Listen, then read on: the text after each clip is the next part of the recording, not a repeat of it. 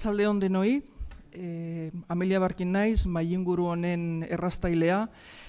Dakizuenez, Mailingurua hezkuntzaren legea ezbaian dauka tituluak, eta parte hartzaileak aurkeztu baino lehen pare bat hitz antolakuntzaren aldetik. Dakizuenez, hitzaldi hau Gasteizko Jabetze Feministarako Eskolaren programaren barruan dago.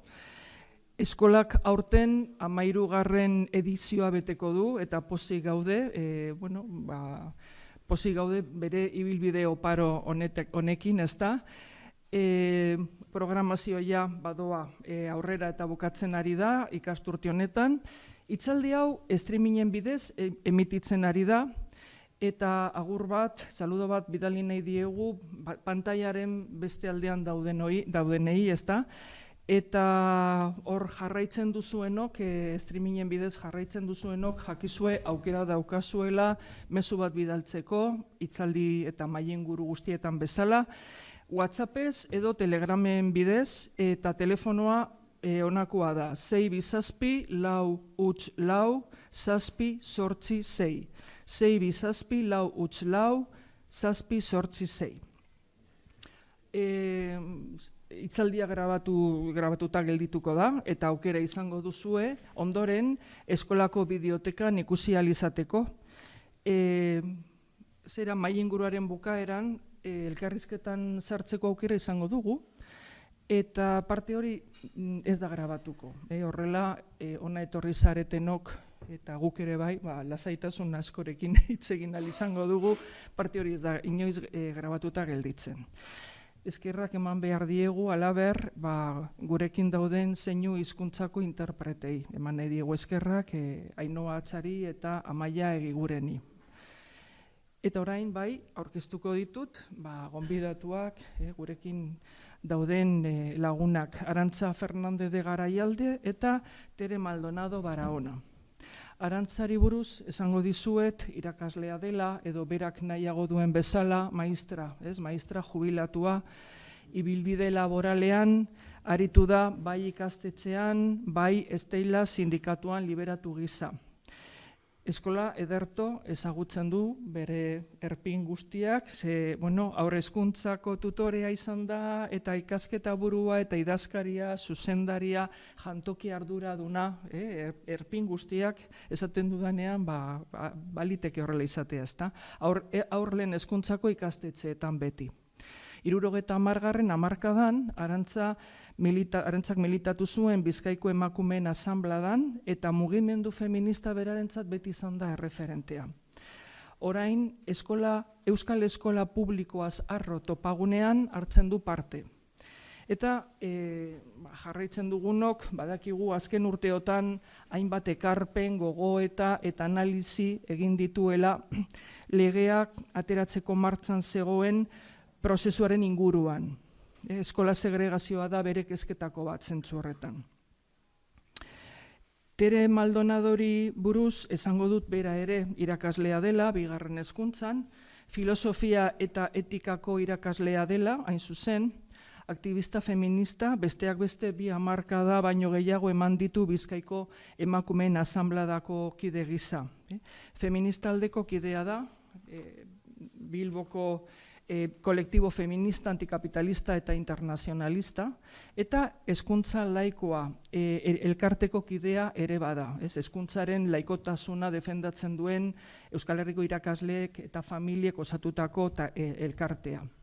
Formatzailea da master batzuetan, Euskal Herriko Unibertsitatean eta Bartzelonako Unibertsitatean, eta aukera daukagu esan dugu, bere hitzaldia jarraitzeko Mailinguruak, iritzi artikuluak, hainbat komunikabidetan, Berrian, Pikaran, hor dagoen, El Salton, eta ez naz luzatuko, badago asko esateko, esango dut soilik duela urteta erdi, aukera izan genuen hemen, eskola honetan, bere hitzaldi bat jasotzeko, bere azken liburuaren inguruan, hablemos claro, retórica y uso del lenguaje en el feminismo. Kataratak ateratako liburua duela 3 urte.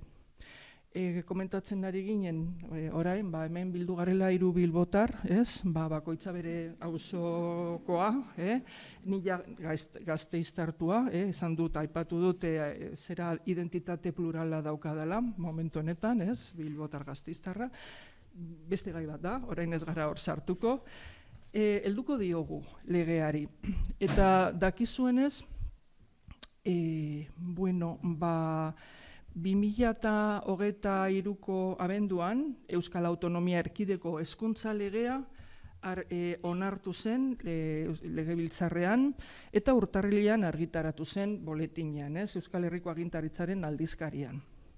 Prozesua badakigu luzea izan dela, horre pasatu dira urte batzuk, oso goraberatsuak, zenbat eztabaida, zirriborro, emendakin, adituen ekarpen.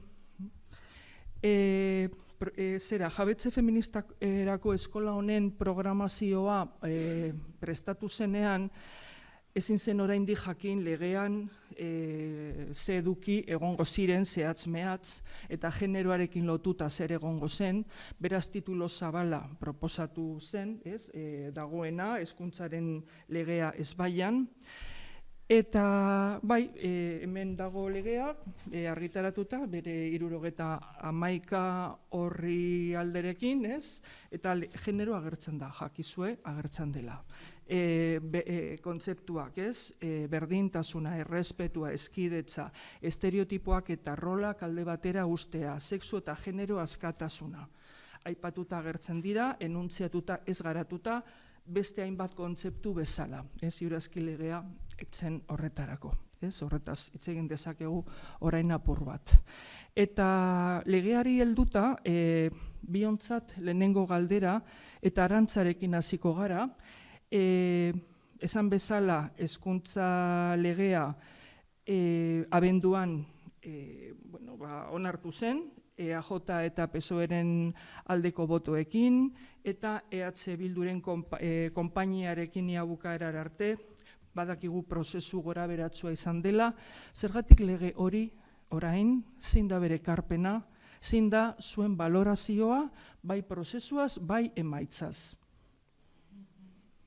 Hasiko naiz. Labur esango dut lehen galdera honetan, ze gero garatzen joango gara, ez? Legea orain, gure ustez, jaiotze tasa bera doalako eta jarraituko dulako berantza joaten. Horrek desagertaraziko ditu eskola plaza pilo bat, eta pentsatzen dugu hezkuntzako patronalak ez daudela prest daukien ikasle kopurua galtzeko. Zeren eta dagokien jaitsiera handia da, eta izan daiteke publikoarena baino handiagoa, zeren eta gero eta ume gutxiago jaiotzen ari dira, eta jaiotze diren hoien artean, gero eta gehiago dira portzentajean atzerriko jatorria dutenak, hain zuzen ere sare pribatura ez doazenak. Kontuan hartu behar da, hemengo sare pribatua inguruko handiena dela, Nafarroakoa baino handiagoa, estatu osoko handiagoa, Madrilgoa baino handiagoa baino, ia osorik itundua dago, hau da, diru publikoaz sostengatuta, eta indarra handia du. Eta gaitasuna handia du besteragileak konbentzitzeko, eta seguruenik ere txantaiak egiteko, behar izan ez gero, hau da, lobi lanak egiteko, ez da. Argitaletxekin lotuta daude, patrimonio ikaragarria dute eta milaka ikasle. Orduan, legea etorri da hemen egitera patronalen aldarrikapen historikoei. Zer egiten du? Esaten du ikastetxe pribatuak eta publikoak berdinak direla, eta orduan pribatuek errekurtso gehiago behar dituztela, naiz eta horretik asko izan ere, eta esaten du Euskal Hezkuntza zerbitzu publikoa ikastetxe guztiek osatzen dutela, publiko eta itundukoek.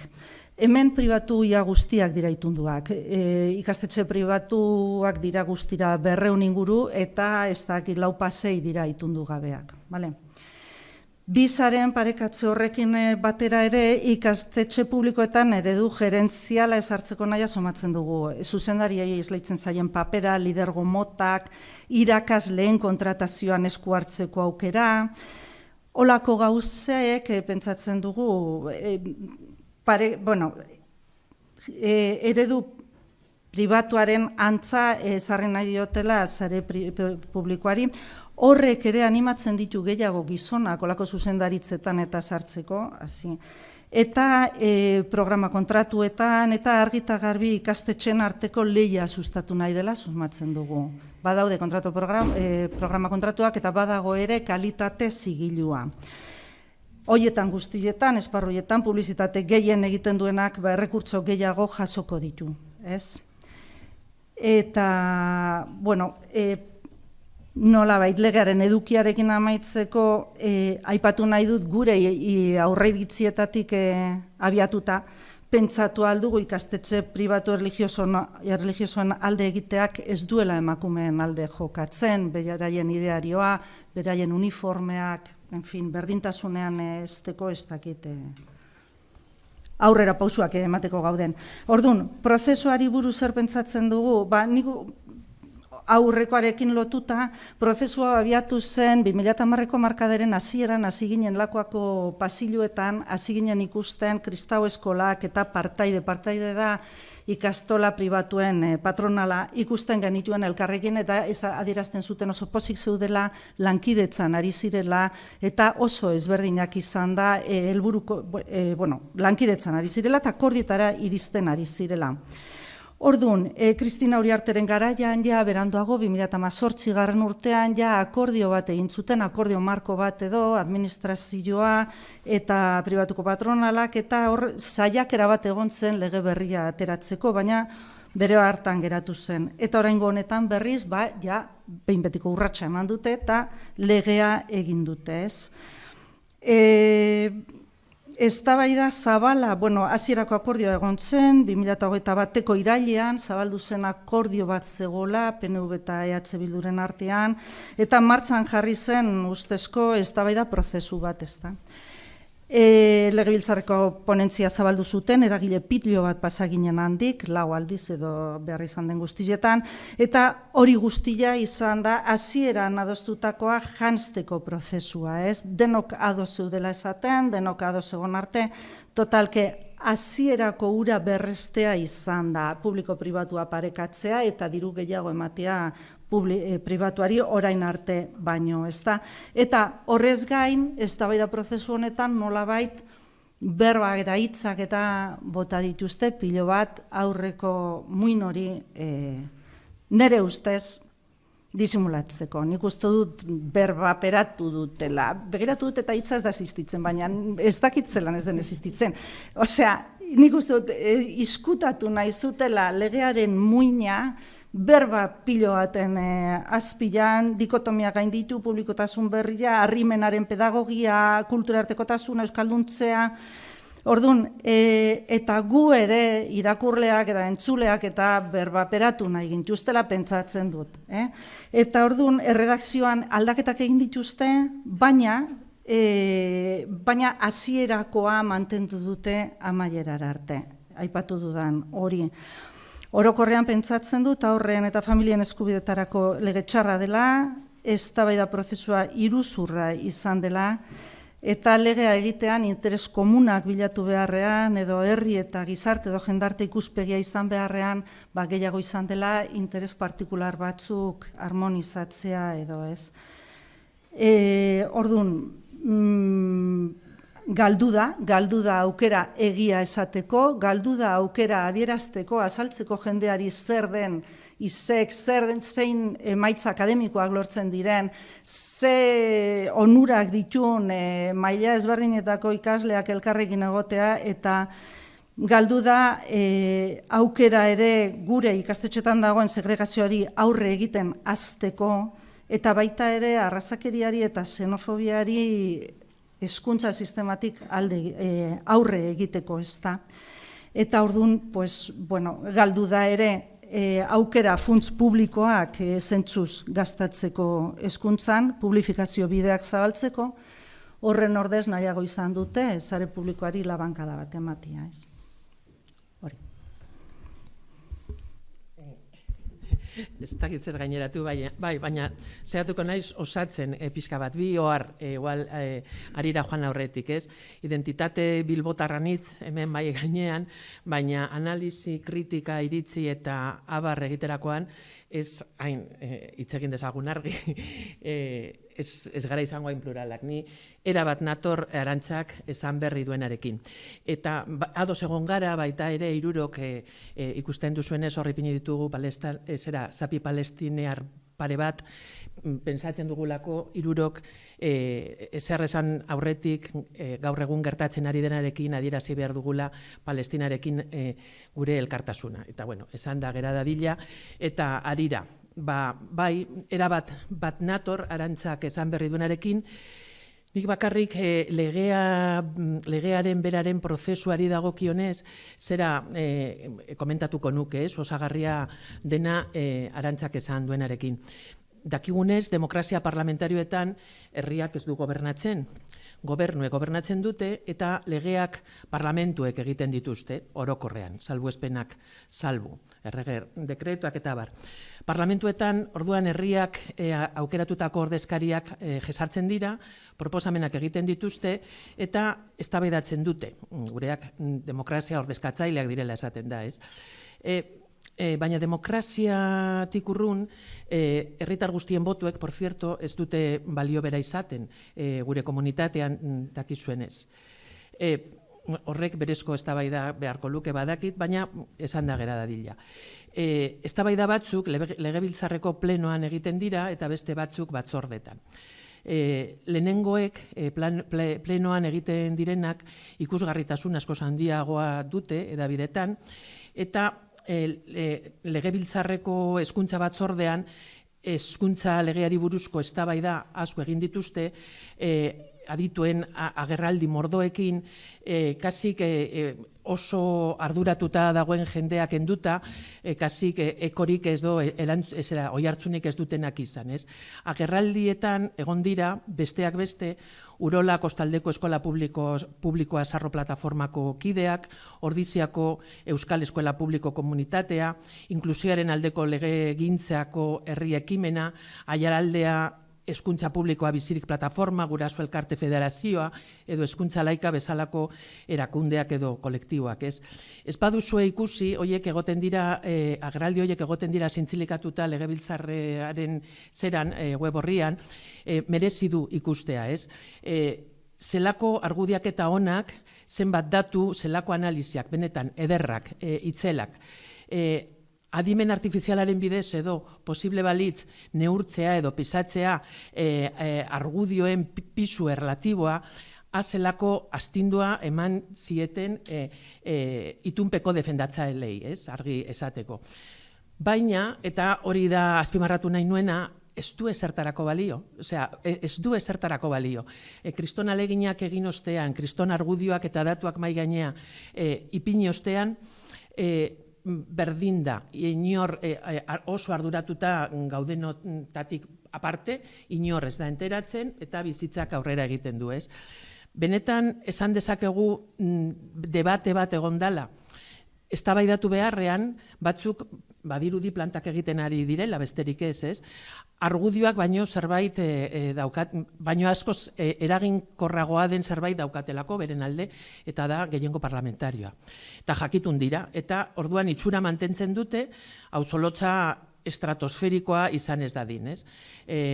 Esteilase sindikatuko kideren batek, El Salto egunkarian komentatu zuen inoz artikuloren batean, askotan deitu gaituzte ekarpenak eta abar egiteko, baina gero gure ekarpenak ez dira kontuan hartzen. Eta hori gertatzen da behin eta berriro, ez? Itxurakeriaren demokrazian bizi omen gara, ez? Etxigarria da horregatik erakunde publikoek marketing linguistiko ikaragarria abian ipintzen dutela ikustea, erretorikoki eta Arantzak aipatu dituen kontu batzuen hildotik, hori azpimarratu nahiko nuke, eta aukera izango dugu arratsaldean zehar, erretorikoki, baina soilik erretorikoki, parte hartzea edo inklusioa bezalako gauzen garrantzia baieztatzen dute, behin eta berriro baieztatzen dute, baina gero, eta hoiei buruz etengabe hitz egiten dute, baina gero konturatzen gara itxura mantetzea besterik ez dela. Demokrazia ordezkatzaileek partaidetza eta gardetasun mekanismoan jartzen dituzte abian, itxurakeria erretorikoak besterik ez direnak, esan bezala, ondo geratzeko keinuak, postureo, baina honez gero denok dakigu ez dutela ezertarako balio. Feministok herritarren partaidetzarako kontseiluen esperientzia daukagu, eta badakigu kasurik onenean askotan zera dela denbora galtze bat, eta askotan erakundeen edo agintean dagoen alderdi politikoaren aurpegi garbiketa egiteko. Ez dute beste helbururik, antzerki hutsa da, ez? Ni nahiko obsesionatuta nago publizitateak eta propagandak dena inbaditu dutelako ideiarekin. Eta hori politikagintzan dudaezina da erabat, ez? Hezkuntzari buruzko legearen eztabaida prozesu horren adibide ezin argiagoa da. Geroago hitz egingo dugu gehiago legeak erabiltzen duen hizkuntzaz eta abar, ez? Bueno, esan bezala orduan agerraldi bikainak egon dira, salatu dutenak legeak dituen alderdi ilunak, asko direnak, baina inor ez da enteratu eta ez dute ezertarako balio izan. Hori guztia esaten dut, prozesua nik uste dut oso kritikatu egin behar dugula, eta prozesuaren ondorioz emaitza ez delako izan inondik inora ona nire ikuspegitik. Adituen ekarpenak aipatu dituzu, zenbat pertsona pasatu diren ekarpen egitera, adituen ekarpenak aipatu dira hemenez, eta nik uste dut hemen 3 pasatu garela aditu moduan ekarpenak egitera, behin baino gehiagotan eskatu zaizkigu guri, eta zenbat jenderi ez, eta zenbat denbora, zenbat alegin, zenbat dana, eta ze etekin gutxi ez, zentzu horretan.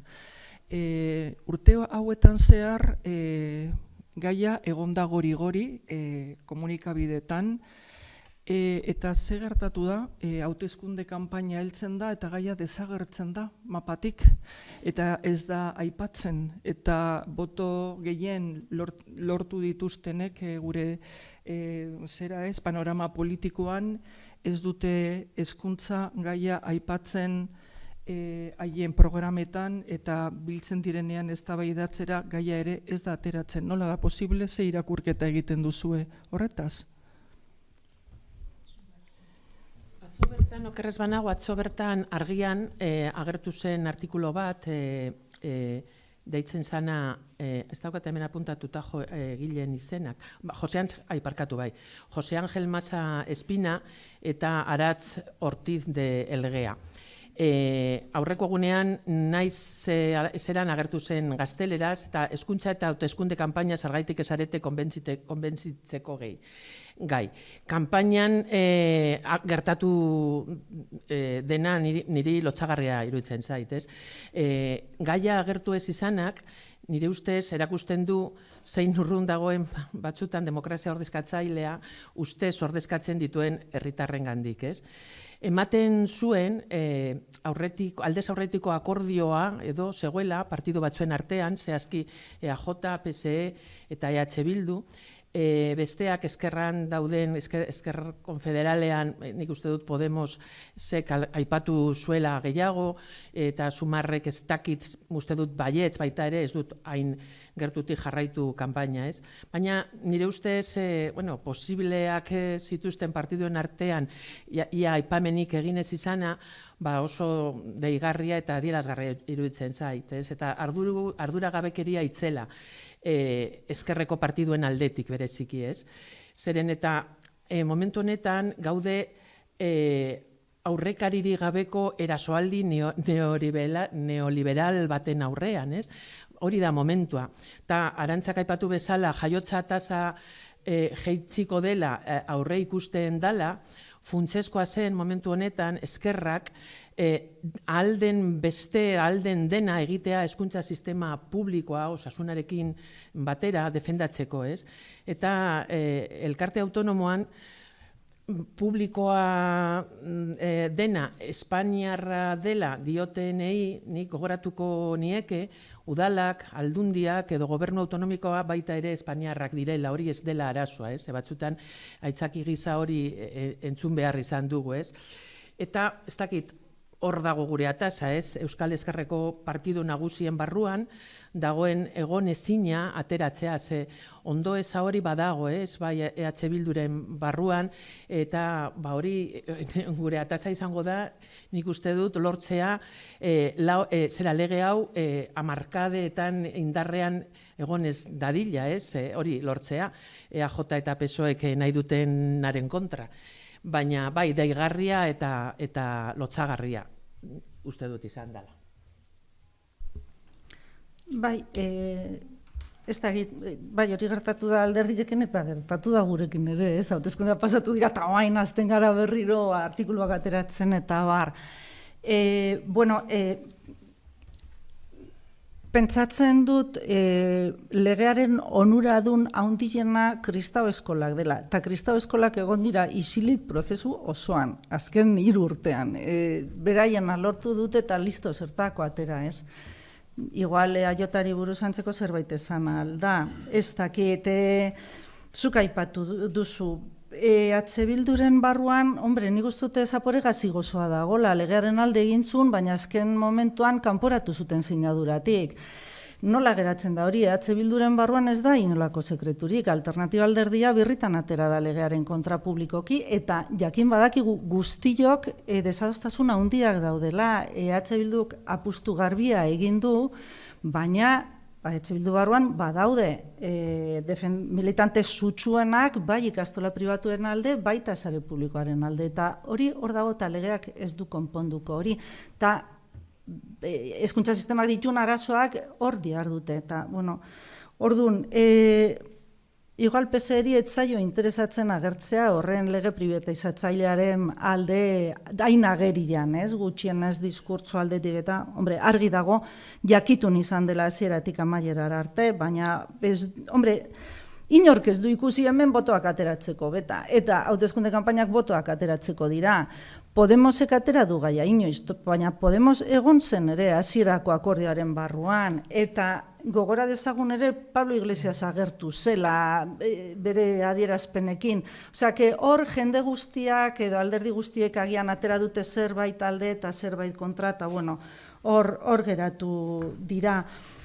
Ez dakit, oso eskor jarrita pentsa daiteke legebiltzarreko 90% horren zera privatizatzailearen alde dago, bueno, buelta emango diogu. Ez nik uste dut hemen ezkerreko sektore baten ere badagola pentsamendua zeinek esaten duen, bueno, gizarte potroso honetan opusekoek eskubidea baldin badute diru publikoez sostengatzeko haien gustuko ikastetxeak ni hain aurrerako ja, hain euskaltzale, hain laiko, hain feminista naizena ez dut eskubide bera izango, nik uste dut olakoek funtzionatzen dutela, ez? Eta, bueno, pues ez duzu izango zeren eta olako irlak egitea segregazioa da eta eragin txarra dauka besteengan, ez? Baina nik uste dut batzutan hori ez dela hain argi ikusten eta pentsatzen da zin motako ikastetxe nahi dut, hau horren antza dauka, horren alde egin behar dut, naiz eta albo kalte gisa aldi berean gustuko ez ditudan ikastetxeak ere diru gehiago jaso ero.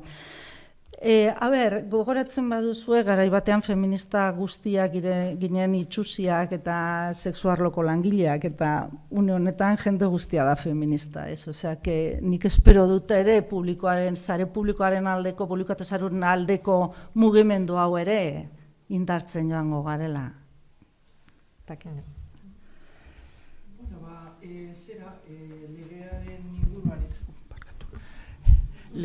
Legearen inguruan hitz egiten ari gara, baina legearen letratik harago hainbat neurri hartu dira azken urteotan zehar, hainbat arlotan. Ze behatu duzue hor, ze neurri izan dira zuen ustez garrantzitsuak eta zeintzuk ondorio ekarri dituzte.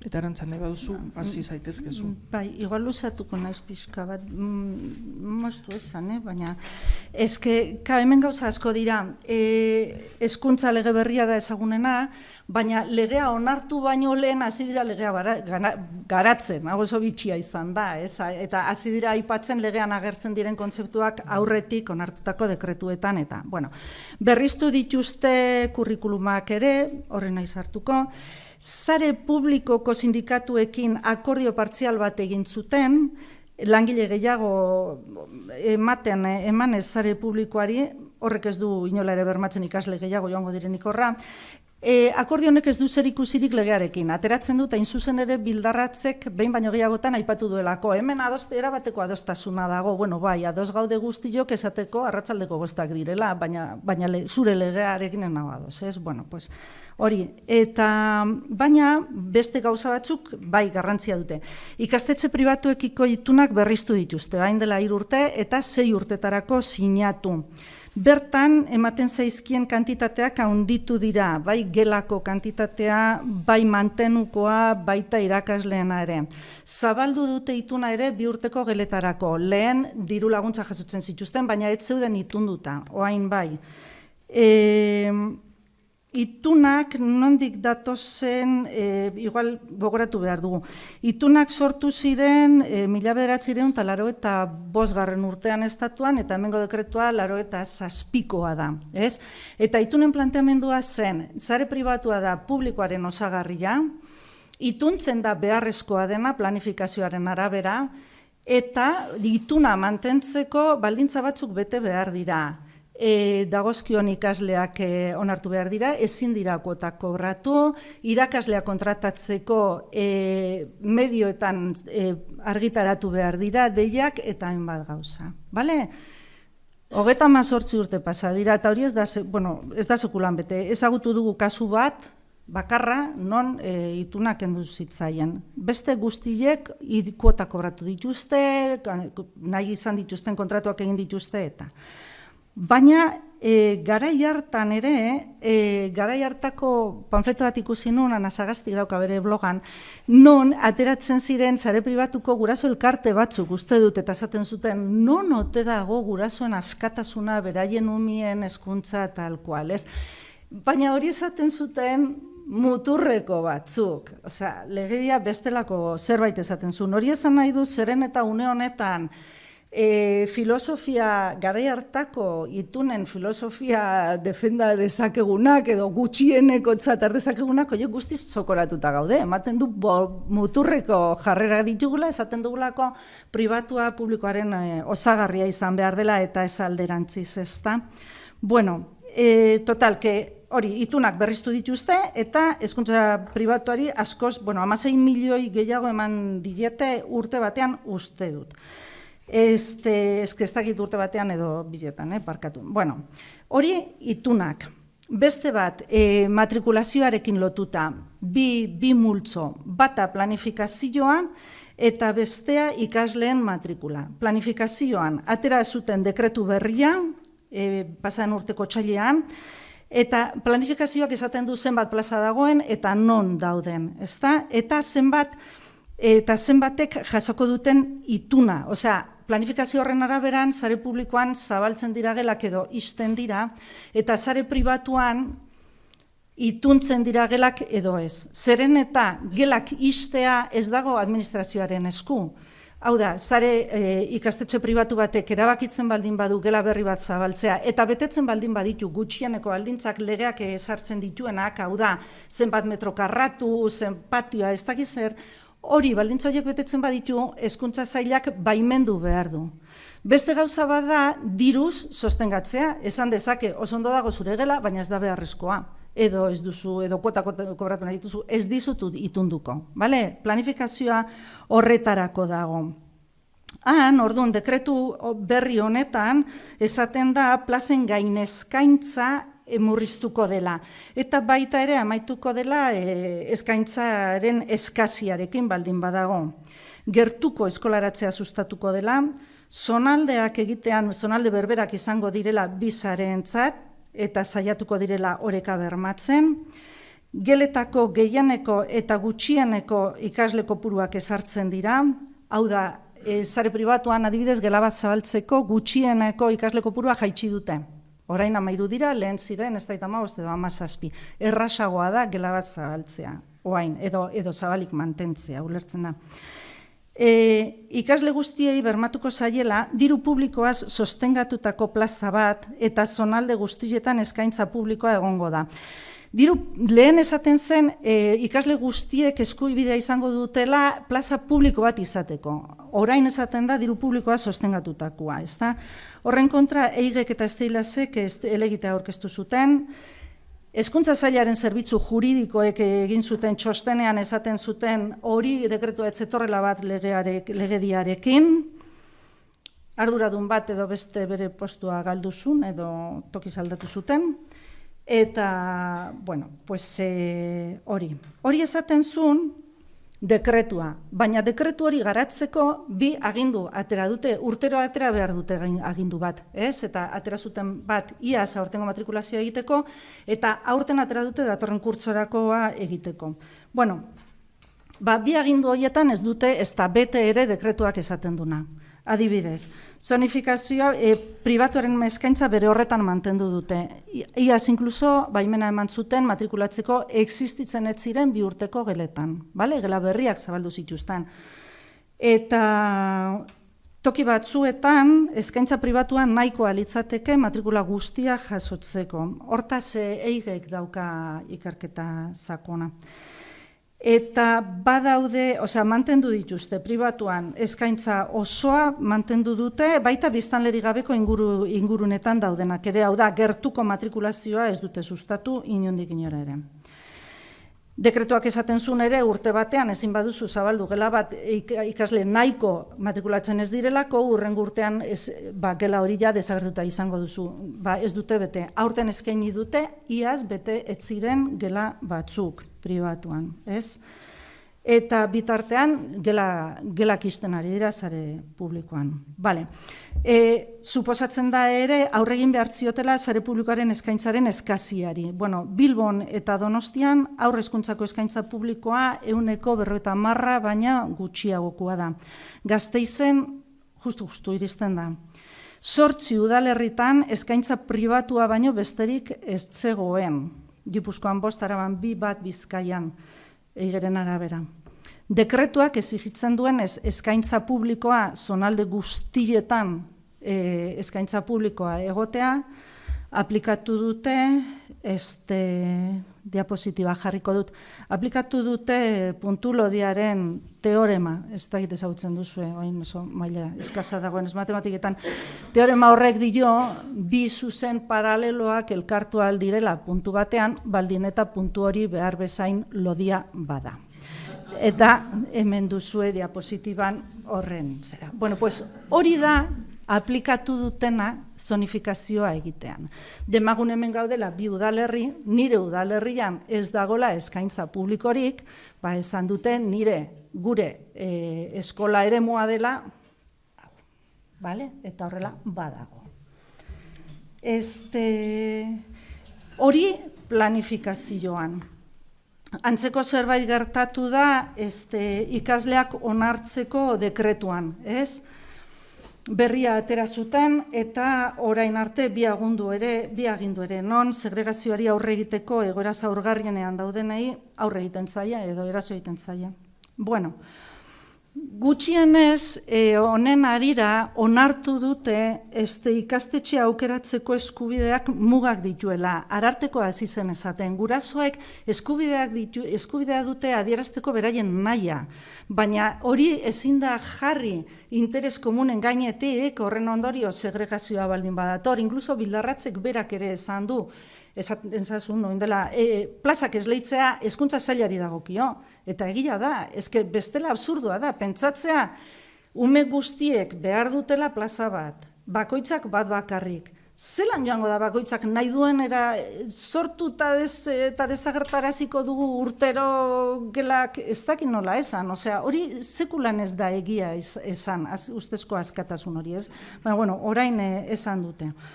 eta zaurgarritasun indizea ezarri dute. Hau ere nolabait berria da, orain dela 5 urte esaten zuten denetarik zegoela toki guztietan. Ez zuten onartzen segregazioa ikastetxen titularitatearekin zerikusirik zeukala.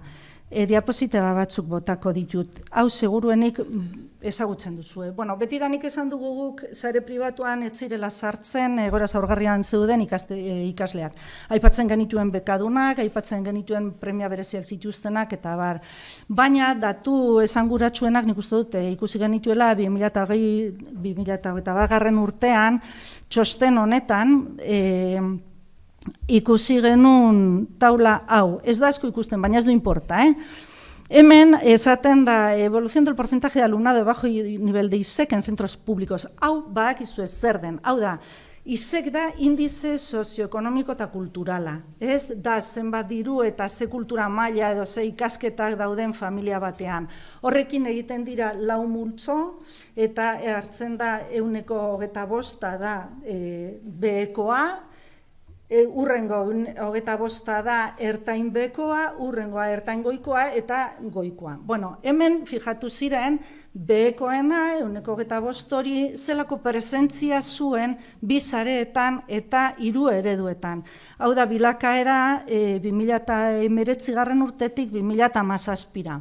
Nik hau ikusi nuenean, un lío, berdin dit. Baina, ez da zen norbaitek esan zuen, baina ezkerreko ardatza, ez dago, ez dira berdinak, ez daude eskala berean jarrita. Hau da, ISEC basuko ikasleen presentzia sare publikoan, eta hau da haien presentzia sare pribatuan, eskala berean jarrita. Eta hau da, 2017 urtean, ikasle horiek zeukaten porzentajea publikoaren A ereduan, B ereduan eta D ereduan eta pribatuan. Pentsa daiteke hau kasualitatea dela. Dena den kuadro ikusita kontuan hartu ere ikasle kopuruak oso ezberdinak direla.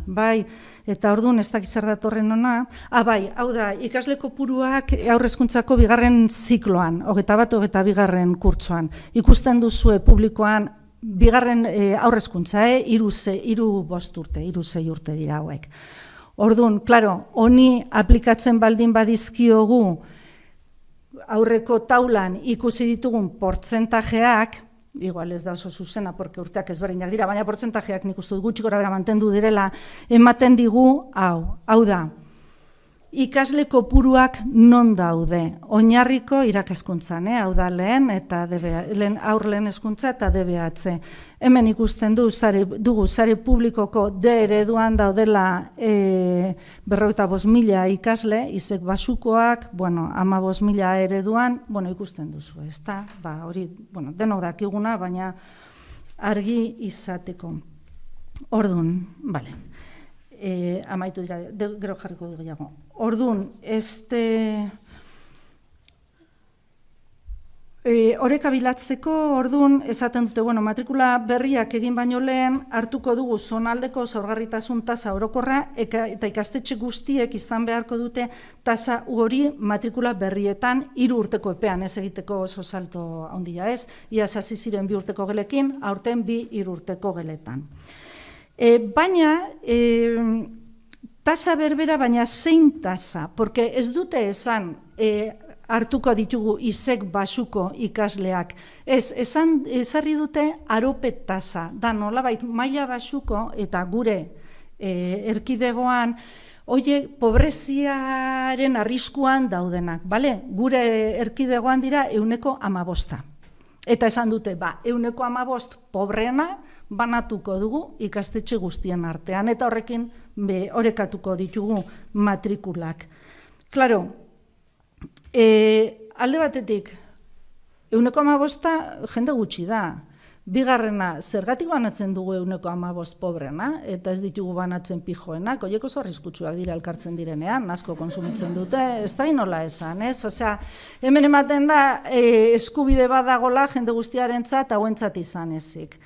Eta gero,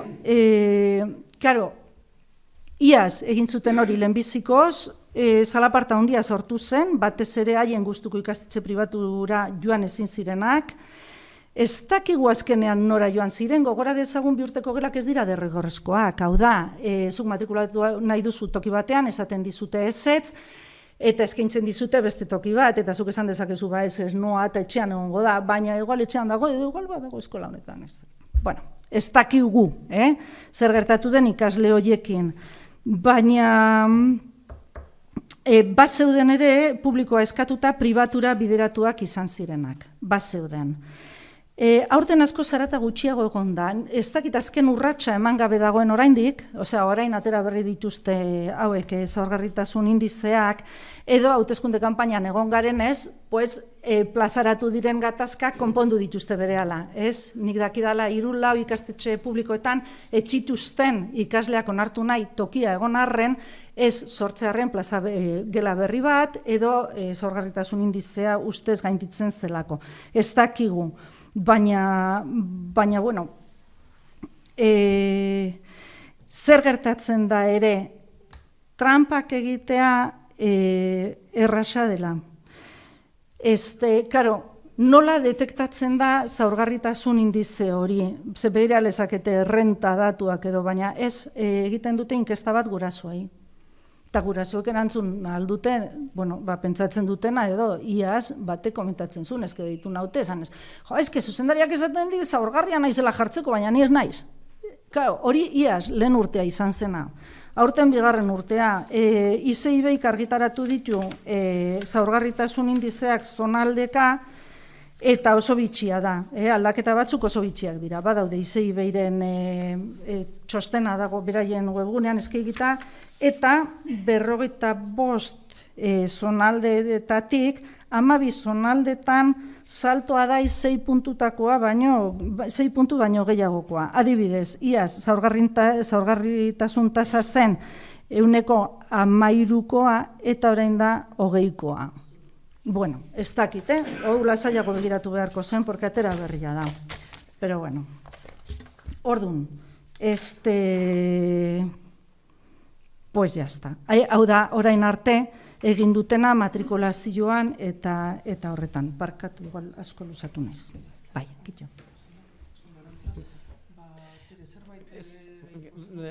Zaila daukat, ulertuko duzu zergaitik batzuk proposatuko genuke urrengo gobernu iraultzailearen hezkuntza sailburu Arantza idea, ez?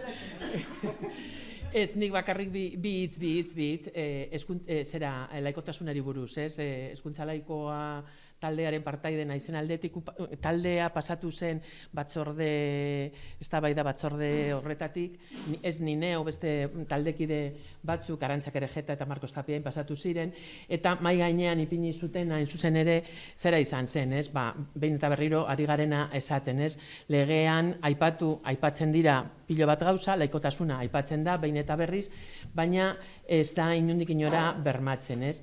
Are gehiago, gauza bat eta kontrakoa esaten da. Eta orduan jakinarazi behar zaie legea idatzi dutenei, hori ezin dela, kontraesankortasun hori ezin dela mantendu. Esaten dute bermatuko dela laikotasuna, baina zer gertatzen da kristau eskolekin. Euren zerrizana, la pureza de Maria, bezalako, ez dakit honelako izena daukan ikastetxerik dagoen, baina milaka honelakoak daude. Honelako ikastetxe baten webgunean sartzea, besterik ez du egin behar, ikusteko zelan evangelioa zabaltzea eta abar dela beraien zerizana, beraien helburuen lehentasun osoko printzipioa, ez?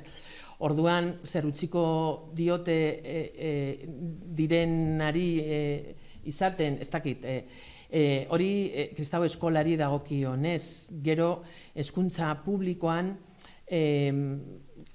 kristau eskola oso isilik egonda eta erlijio katolikoko irakasleak ere oso isilik egon dira, prozesuan zehar, ez da bermatzen inondik inora, Vatikanoko estatuak sinatutako akordioen minimo horiek beteko direla besterik ez. Eta agerikoa dirudi, erlijio katolikoaren irakasleak, badakizue guztion artean ordaintzen ditugunak, baina apezpikuek izendatzen dituztela, jarraituko dutela kriston privilegioak izaten, beste erlijio batzuen irakasleekiko eta gainontzeko irakasle funtzionario edo langileekiko, ez? Orduan, hori guztia lege berean, ez? Aipatu egiten da, laikotasun, aldarrikatzen dugu sistema ez dakit nolako, eta laikoa eta errespetatuko duena guztion sinesmenak eta abar, baina gero laikotasuna bermatzeko idarokizunik ez, agian ez da zehaztu behar, zehaztasun handiz lege batean, baina aldarrikapenak besterik ez dira egiten, ez? Besterik ez, horretaz. Lehen aipatu dugu zure liburu hori, eskerrik asko laguntzagatik, lehen aipatu dugu zure liburua, Hablemos claro, retórica y uso del lenguaje en el feminismo, eta bertan feminismoaren diskurtso analizia egiten duzu, erabiltzen diren, asko erabiltzen diren formulazioak, aztertzen dituzu. Legearen analizi diskurtsiboa egingo bagenu, ze aurkituko genuke? Zeo zer esan aldi guzu? Jakina. Da terrible, da bajoi bat hartzeko modukoa. Dokumentuak, ez dakit gu zenbat jente irakurri duen, 118 orrialde ditu, bi hizkuntzetan, beraz orrialde kopurua izango litzateke zati bi eginez gero, 59 orri gutxi gora bera, ez?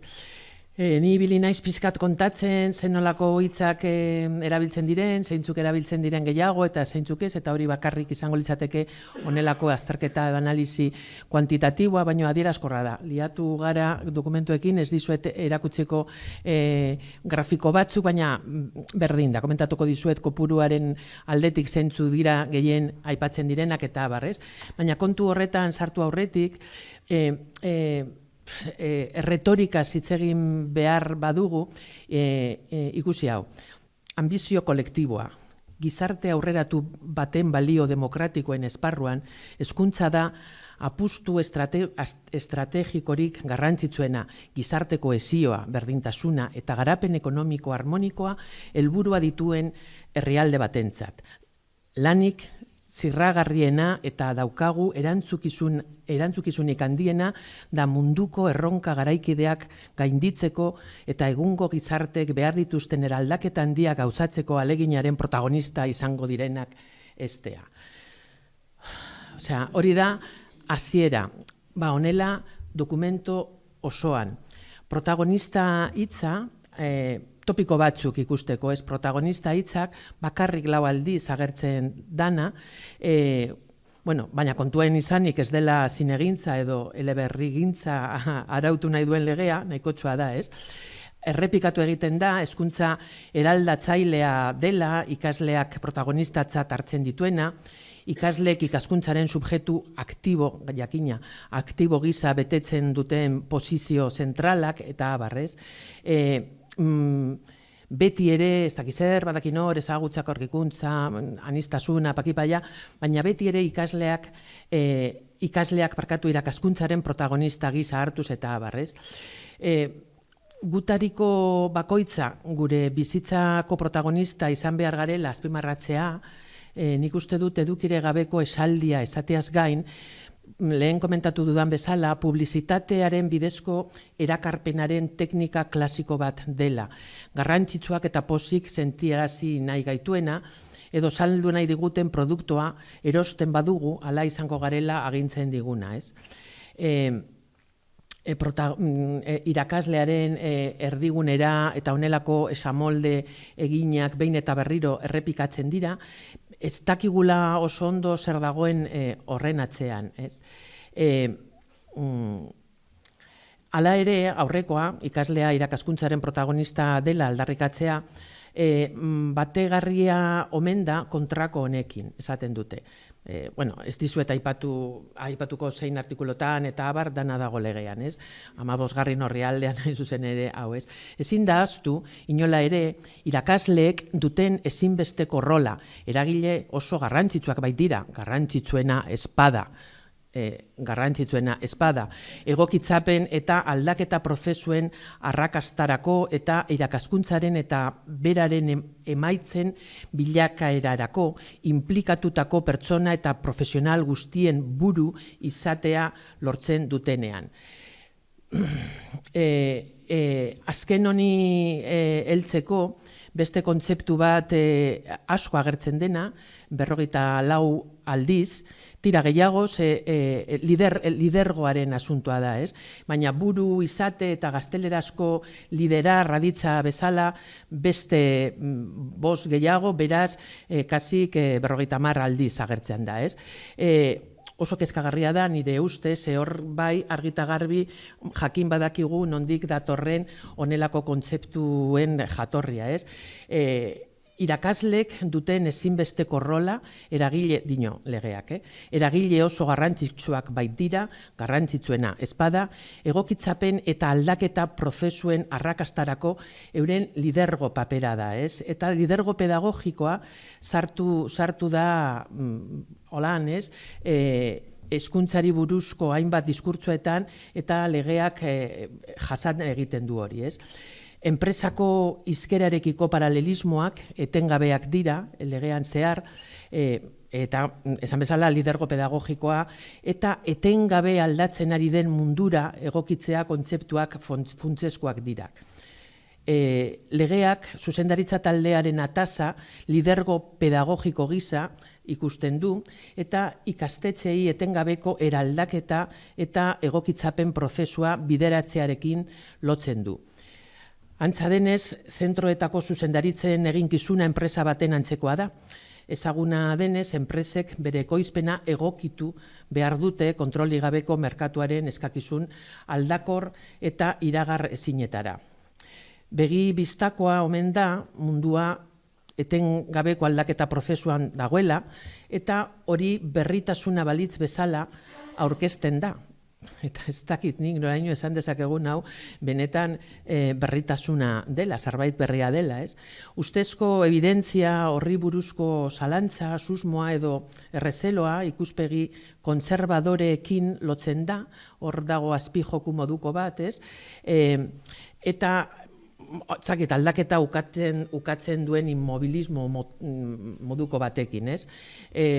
Azpijoku horiek normalean publizitate munduan erabiltzen direnak, erakargarri bihurtzeko produktu bat eta abar etengabe agertzen dira legean zehar. Aldi berean aldaketa oro beti hobekuntza balitz bezala aurkezten da. Hori da beste kontu bat.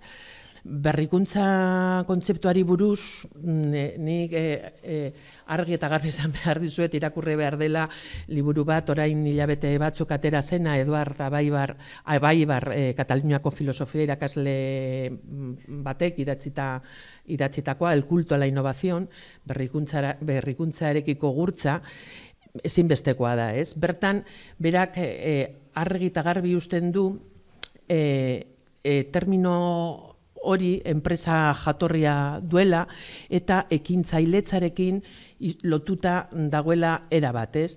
Eta konnotazio ideologiko oso argiak dituela, ez? Ekintzailetza, berrikuntza bezala, neoliberalismoaren beste behi sakratu handia, ez? Biak dira, eta biak doaz batera. Berrikuntza gehienetan lotuta teknologia berriekin, baina ez bakarrik, ez?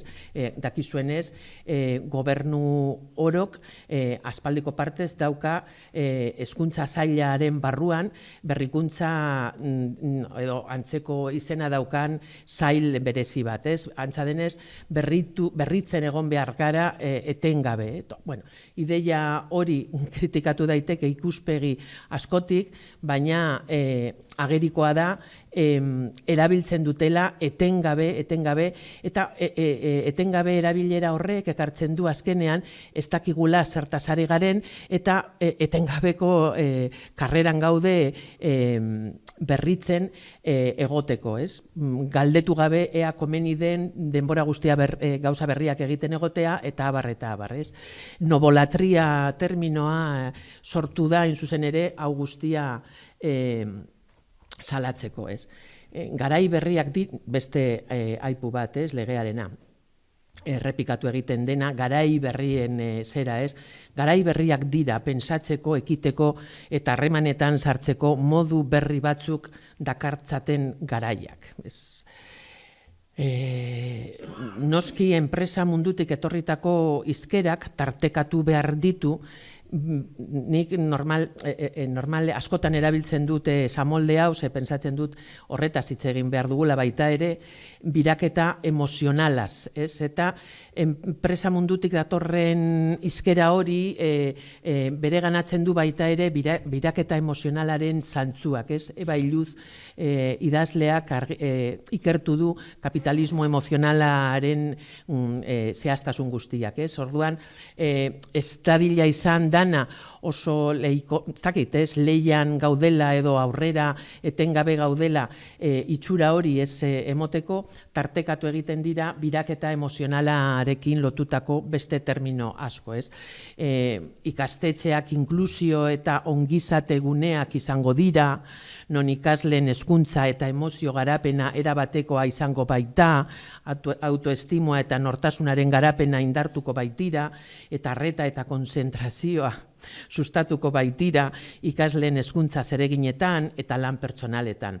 Jarraitzen du legeak, ez? Metodologia berritzaile aktiboak eta kolaboratiboak sustatuko dira, metodologia hoien bidez kalitatezko hezkuntza aukerak bermatzeaz gain, ikaslei aukera emandakien beren ikaskuntza prozesuan partaide eta kudeatzailea izateko. Hemen ahaztu zaie protagonista sartzea. Bueno, publizitatea, itxurakeria, propaganda eta kea izugarria da, ez, legean topatzen dena. Soinu ustez atsegina, eta batzuei botaka egiteko modukoa iruditzen zaigun. Baina oso bitzia da ikustea, erakurtzen hartzen baditugu legeak dituen paragrafo jakin batzuk batez ere, eta parekatzen baditugu, zertakit nik, banku batzuek esaten dutenarekin euren web horrietan edo elektrika batzuekin izenak ez aipatzeko web horrialdetan daukatena zurekin elkarrekin etorkizunerantz da denbora guztia leko guztietan hizkera bera irudi berberak oso bitzia da ikustea berrikuntzari buruz hitz egitean esate baterako zelan arkitektura edo dekorazio aldizkarietan edo webgunetan erabiltzen diren ez dakit esamoldeak hurrengo denboraldian eramango diren sukalde estiloak. Eta ni egin nuen ariketa hori, Eibarren ospatu zen filosofo euskaldunen lehenengo bilkuran aurkeztu nituen parekotasun batzuk agerian utzi nituen eta oso bitzia da ikustea zelan moda edo dekorazio aldizkarietan eta gunetan saltzen dena zelako antzekoa den berrikuntza pedagogikoarekin egiten denarekin alderatuta. Ez oso antzekoa da. Hizkera eta legean bertan topatzen dira Arantzak esaten zuena, tonak hitz hutsak zertarako balio ez dutenak, baina oso ondo gelditzen direnak. Komentatzeagatik pixka batez, nolako hitzak aipatzen diren gehien bat, feminismoa ez da agertzen, gero hitz egingo dugu, ez du zertan agertu behar, ez da agertzen, hezkidetza bai, hezkidetza 8 aldiz aipatzen da, genero beste 8, errespetua 32, kohesioa 19, inklusioa edo inklusioa 43, elkartasuna bakarrik 4 aldiz, aniztasuna 24, berdintasuna 30 aldiz aipatzen da. Baina hauekin alderatuta, konturatzen naiz ez duzuela gogoratuko esan dudana, ez? Baina demagun eskidetza 8, elkartasuna 4 aldiz aipatzen da. Lidergoa 44, berrikuntza, ez dakizer berri zerarekin 86, teknologien arira 33 hitz daude, erronka, desafío, por favor. Bueno, 30 inguruan uste du direla, txarto kontatu nituen pare bat gauza, ze agertzen da batzutan euskeraz erronka, baina desafio gisa ere agertzen da, askotan agertzen da. Kudeaketa, gestio hutsa, kudeaketa oso bitzea iruditu zait ikustea 89 aldiz aipatzen dala, ez? Bueno, ez dakit. Hori. Egon da analizi bat, bai. Azkeneko partean geletara jaitziko gara, eta dauzkagun kezka... Ezin dute gauzatxo bat. Bai, noski, bai. Oso labur. Bueno, ados, lo único berrikuntzarena no te lo compro. Esan nahi dut. Askatasuna ez da kainak joateko aukera izatea, eta berrikuntza ez da hori saltzea. Ez nik berrikuntzaren aldekoak izan behar dugula pentsatzen du. Bai.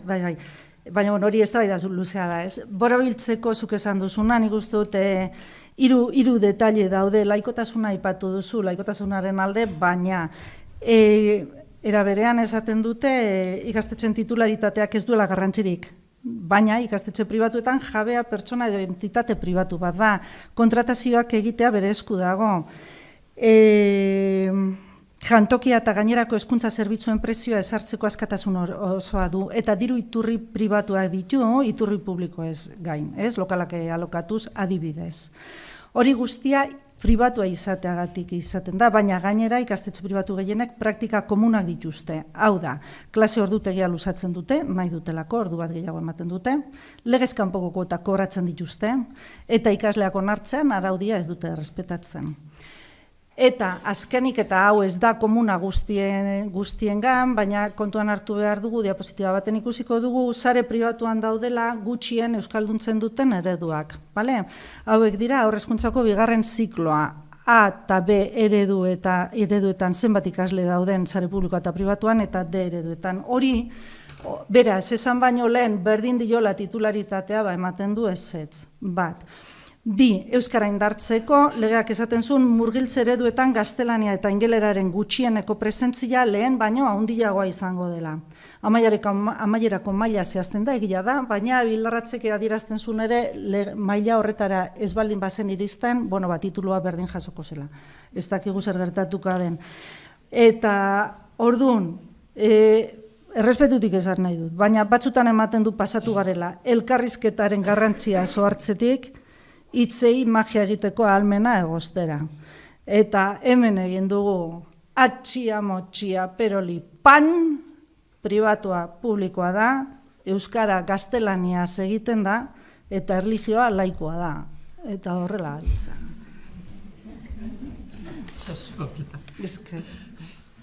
Dela, berrikuntza zitzegin beharko genuke zuta biok. Bai, beste baten.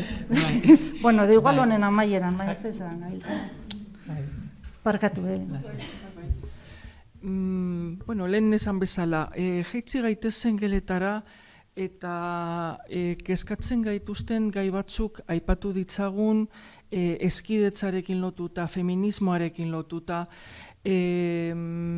ikusi dugu, termino horiek feminismoa ez, baina beste batzuk agertzen direla legean, baina ez dira garatzen, zuek gelak ondo ezagutzen dituzue, eta badakigu hor gauza gertatzen ari direla eta batzutan ez direla errezak kudeatzeko, ezta?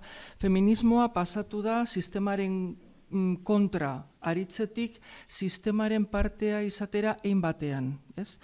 Eta orain hainbat gurasok, hainbat irakaslek hartzen dute bere burua feministatzat. Eta aldi berean ikusten ari gara nola gazte batzuk erresistentziaren izenean, jarrera antiautoritarioak erakusteko, ari diren agertzen erresistente feminismoaren kontra, eskidetzaren kontra, ezta? Nola jokatu, nola kudeatu hori? Ze aurkitzen duzu, Bai, esan duzuna, nik uste dut egoera berrian gaudela, esan duzun ildotik, eta pentsada bat eman behar diogula, Sheila Ben-Habib filosofo feministak esaten zuen, pentsamendu feminista eta emakumen borroka denbora luzez izan zirela, kritika bat berak esaten zuen hiriko harresietatik kanpo egiten zena, eta nolabait korrontearen kontra, esan duzun modure. Gaur hori ez da horrela, eta feminismo osoan hitza da, baina badago egon gobernuen agendetan, nazioarteko erakundetan, alderdien eta sindikatuen agendetan. Moja batek edo banketxe bateko presidenteak aldarrikatzen du bere burua feministatzat. Hezkuntza arloan, agian dana, egin beharreko dana ez da egin ondino, baina bidean gaude, testu liburuek behar bezala sartu dituzte emakumezkoak, feminismoa aipatzen da, iaz lehenengo aldiz filosofia historiaren programan sartu ziren Hannah Arendt eta Simone de Beauvoir filosofoak, eta horren arira filosofian ikasten dugu feminismo garaikidearen ekarpenak eta abarrez. Eta esan berri duzu, gure ikasleen amak eta askotan aitak feministak dira, irakasle asko bezala, Ikastetxetan, sexualitateari edo jasarpenari buruzko prestakuntza saioak ematen dira, ikuspegi feminista batetik edo behintzat genero ikuspegia sartuta, eraginkortasun ikuspuntutik oso zalantzagarriak direlakoan nagoni, baina hori berezko eztabaidak beharko luke, dena dela horretan nik uste du sartu behar garela. Guzti honekin zer gertatzen da, naskatuta daudela, batzutan, Feminismoa arreziz kanpoko kritika izatetik pasatu omen da batzuentzat doktrina berri bat izatera, eta hori ezin da, zelan kudeatzen da hori, nik ez daukat irtenbiderik, nik ez daukat soluziorik, baina konponbide bat bilatu beharko dugu guztion artean, eta onartu beharko dugu kontua ez dela, behin eta berriz errepikatzea, 11 aldiz errepikatu diren formakuntza saio horiek, 2 ordutakoak, 3 ordutakoak, bigarren hezkuntzaz ari naiz ni batez ere, edota ez dakit ni akordatzen naiz, institutoan ikasle nengoela, nire institutoan 3 irakasle feministak zeuden, eta horiekin batera ikasleok egiten genituen gure taldeak eta gure gauza feministak eta abar, eta hori korrontearen kontra, eta nera bezaroan korrontearen kontra jo behar da. Hau pixkate nabardura asko beharko lituzke honek, zena dute gero ikusi behar da, eta badaude neska feministatzat hartzen direnak, baina horre desoreka edo desajuste batzuk daude. Ez dakit, lehen esan dugu feminismo hitza ez dela agertzen legean, eta nik uste dut ez duela zertan agertu behar, baina horrek ez du esan nahi feminismoa ez dagoenik ikastetxeetan modu askotan, kontua da, eta baju xamar esan nahi dut, baina nik uste dut esan behar dela eta heldu behar zaiola gaiari, kontua da gauzak ez badira oso ondo egiten, kaltegarria izan daitekela feminismoa nola agertzen den ikastetxe batzuetan, edo testu inguru batzuetan, gero badaude nerabe batzuk, mutikoak, seinalatuak ikusten dituztenak euren buruak, 13 urterekin feminista edo diskurtso feminista batzuk nola ailegatzen zaien eurengana, nola ailegatzen dira ikusita, seinalatuak sentitzen direla eta bide gabe. Eta nik uste dut hori askotan izaten dela bidegabekeria. Ez dakit zelan esan. Nik uste dut ulertzen dugula. Egoera aldatu da, ez egun batetik urrengora, baina ikastetxeetan feminismoarekiko zegoen egoera iritzia klaustroetan, oain ni hasi nintzenean lanean, oain 30 urte, eta orain oso bestelakoa da, eta horrek eragina dauka gure zeregin hezitzailean. Eta hori kontuan izan beharko genuke. Eta egin diren gauza asko egin behar ziren, bidegabekeri itzela zen ikustea zelan agertzen ginen emakumezkoak testuliburuetan eta abar, eta hori da adibide simple bat, eta egin dira gauza asko egin behar zirenak eta ondo egin dira, baina orain nire ustez ez dakigu batzutan nola kudeatu, edo, nik neuk ez dakit nola kudeatu, eta ikusten dudanean lankide batzuk nola kudeatzen duten asuntua, enago batere ados. Esan bezala nik ez daukat konponbiderik, nik ez daukat formula magikorik esateko zelan egin behar den, baina bai ikusten dut kontu zibiltzekoa dela asuntoa, eta batzutan lortzen ari garen erantzuna bilatzen dugunaren kontrakoa dela, ez? Nik uste dut hori gertatzen ari dela. Zertarantza honen inguruan zerbait. Claro, ez da erraza, ez? Gauza bat da, egoeraren analizi feminista egitea, feministatzat hartzea gure burua edo gure naia izatea, baina zure praktika egunerokoa garatzea feminismoan, ez da erraza, eta zalantza asko ditugu, eta asko eztabaidatu behar da, eta batzutan pentsatzen dugu feminismo hitza maigainan jarrita dana eginda dagoela, baina ni horreta lehen hezkuntzan ibilianaz, zelako hezkuntza ematen diegu umiei, nola egituratzen da une honetan horreta gazten nortasuna, zerenetan nik ikusi dudanagatik estereotipoak ez ditugu ezertarako ere akabatu. Mutilek orokorrean ezin dira joan printzesaz jantzita eskolara, eta askori gustatzen zaie printzesaz jantztia, baina zalantzan jarri gabe mutilak direla, ezin dira holan agertu, ez? Patioen erabilera hainbat tokietan berrikusi da, baina askotan ez, eta patioen erdila da mutil talde bat futbolean jolasten, neskaren bat edo beste kolaktzen da hor, baina hor ere marka bat dago.